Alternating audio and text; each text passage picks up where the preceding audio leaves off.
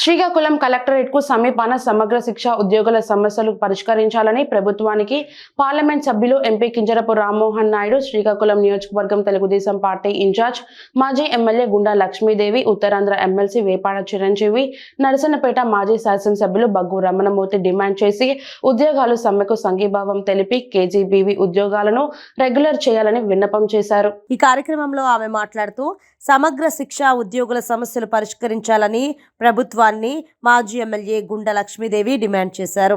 స్థానిక కలెక్టరేట్ కు సమీపాన ఏర్పాటు చేసిన దీక్షా శిబిరాన్ని సందర్శించి వారి నిరసనలకు మద్దతు తెలిపారు. హెచ్ఆర్ఏ పాలసీని అమలు చేయాలని, గౌరవ సుప్రీంకోర్టు తీర్పు అమలు చేసి సమాన పనికి సమాన వేతనం చెల్లించాలని, అలానే ప్రస్తుతం ఉన్న పార్ట్ టైం విధానాన్ని రద్దు చేసి వారు కోరుకున్న ఫుల్ టైం విధానాన్ని వర్తింపజేయాలని అన్నారు. వేతనాలకు సంబంధించి మినిమం టైం స్కేల్ను వర్తింపజేసి హెచ్ఆర్ఏ డిఏ అమలు చేయాలని కోరారు. ఇప్పటికే డిమాండ్ల సాధనకు వివిధ రూపాల్లో నిరసనలు వ్యక్తం చేస్తూ ఉన్న ప్రభుత్వం నుంచి స్పందన కరువైందని ఆవేదన వ్యక్తం చేశారు.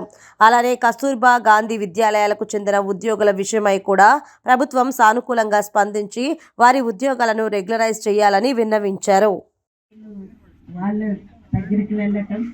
తర్వాత పార్టీ కార్యక్రమాల వలన రాలేకపోయానని మీ అందరికీ తెలియజేసుకుంటున్నాను. కేజీబీలో బహుశా మీరందరూ కూడా ఏ రోజైతే ఆ స్కూల్స్ పెట్టారో ఆ రోజే జాయిన్ అయిన వాళ్ళు ఉంటారు. బహు తక్కువ మంది మధ్యలో జాయిన్ అయ్యే వాళ్ళు ఉంటారు. అందరూ అప్పటి నుంచి చేస్తున్న వాళ్ళే. మిమ్మల్ని జూన్ నెలలో కొంతమందిని మా శ్రీకాకుళం సింగపురం దగ్గర ఉన్న కేజీబీ స్కూళ్ళను టీచర్స్ని తీసేయడం జరిగింది. అప్పుడు కలెక్టర్ గారి దగ్గరికి వెళ్ళి వాళ్ళతో పాటు నేను కూడా వెళ్ళాను. ఇది తప్పు, ఇలా చేయకూడదు, ఇది అన్యాయం సార్ అని ఆయనకి రిప్రజెంటేషన్ కూడా ఇవ్వడం జరిగిందని మీ అందరికీ తెలియజేసుకుంటున్నాను. తర్వాత మళ్ళీ వాళ్ళకి ఇచ్చారు, జాబ్స్ చేస్తున్నారు. మీరందరూ చెప్పినట్టు ముందు మీరు జాయిన్ అయ్యేటప్పుడు మీకు ఒక ఎగ్జాము అన్నీ పెట్టే మిమ్మల్ని తీసుకోవటం జరుగుతుంది. రెగ్యులర్ టీచర్స్ లాగే మీరు కూడా డిఈడి, ఎంఎస్సి, మీరు అన్నట్టు ఎంఫిఎల్ చేసిన వాళ్ళు చాలామంది. మీరందరూ బాగా చదువుకున్న వాళ్ళు.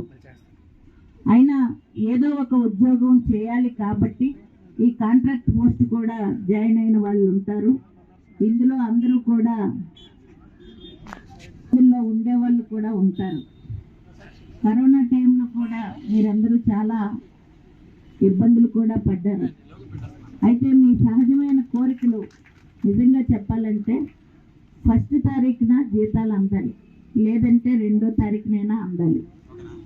అందితే మీ పిల్లలకి ఫీజులు కట్టాలి, మీరు అది సామాను కొనుక్కోవాలి, అన్నీ చేసుకోవాలి.